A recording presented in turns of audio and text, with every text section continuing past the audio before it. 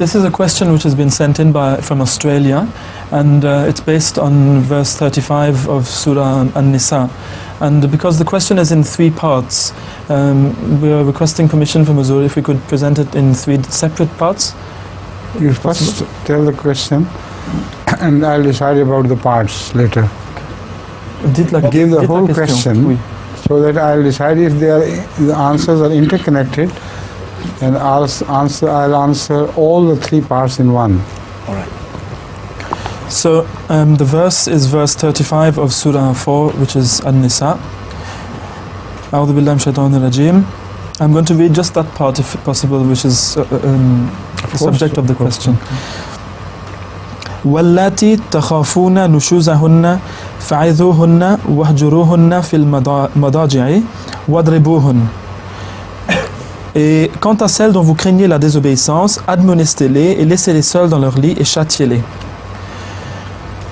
The English translation is as follows: and as for those on whose part you fear disobedience, admonish them and leave them alone in their beds and chastise them. The question with its 3 parts. I understand, because this question has been repeatedly asked of me so many times before. I know the question very well, and I may answer it maybe in 4 parts. I don't know. You see, this verse is taken to mean that you can beat your wives by the mullahs as well as by the anti-Muslim forces.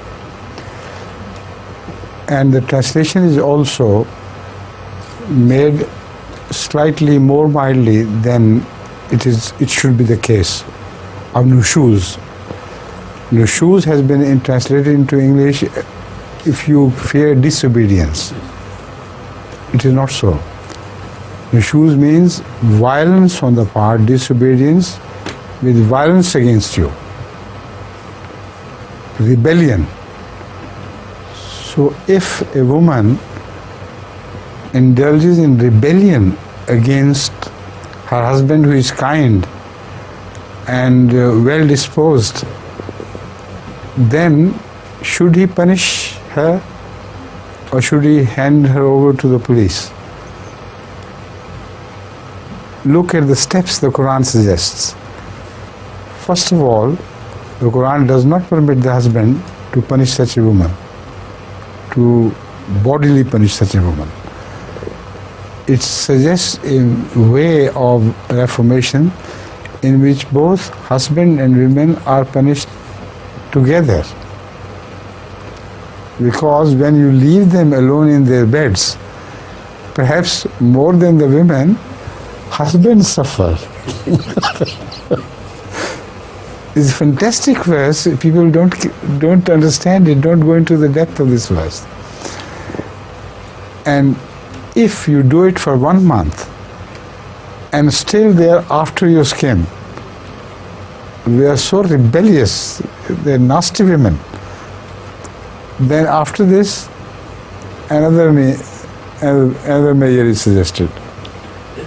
Wadribuhunna? Yes, this is the last one. Fil mazaji? The first one is fa'izuhunna wahjuruhunna fil mazaji wadribuhunna. Even after this treatment, they are still violent to you. Then what sort of man you are? You don't have bangles on your hands. So if women are rebellious against you, you should, and they don't understand this language of decency, then punish them. Now this matter applies to very serious cases. Ordinarily, to disagree with the husband, or even to call the husband, give the husband cause to be offended, is not meant here. Because the Quran was best understood by the Holy Prophet himself. If the Holy Quran had meant this, that if women do not cooperate with you or say nasty things about you, you can start beating them. Holy Quran was revealed to Hazrat Muhammad Rasulullah sallallahu alaihi wasallam. not only the mullahs. And he knew the meaning better than anybody else.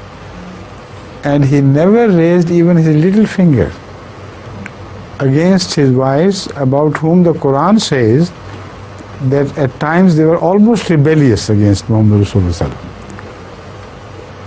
You see, they leagued together, some wives, and said bad things about Rasulullah. And sometimes your blood boils at the way Rasulullah was treated even by some of her wives. But you don't have any right to do that, because Allah has pardoned them, and Allah has pardoned them because Rasulullah prayed for them and they were pardoned. So this is the last measure. It is not mentioned in this verse, but which we gather from the conduct of Hazrat Muhammad Rasulullah. If your wives do anything wrong, why don't you pray for them and seek Allah's help? And if you admonish them properly in the right words and also seek Allah's help by praying, then they will be reformed. If not, then the best answer is to divorce them. So all these things are implied, and they don't take these things into consideration. Now, this is the complete picture. You cannot seek, even if you try to seek, you cannot seek such beautiful teachings in any other religion of the world regarding women. The most perfect teaching.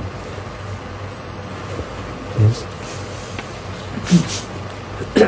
So simplicity. No, you know it. But because you have never been given any cause of offense, mashallah. Huzur, if I may, there was one part of the question which perhaps hasn't been touched upon so far, if I could be permitted.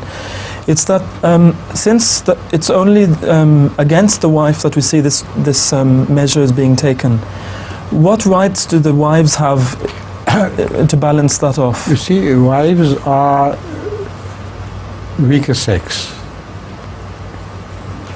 Occasionally you find such wives that they are stronger than their husbands. Most often they are weak. So the laws go according to generalities.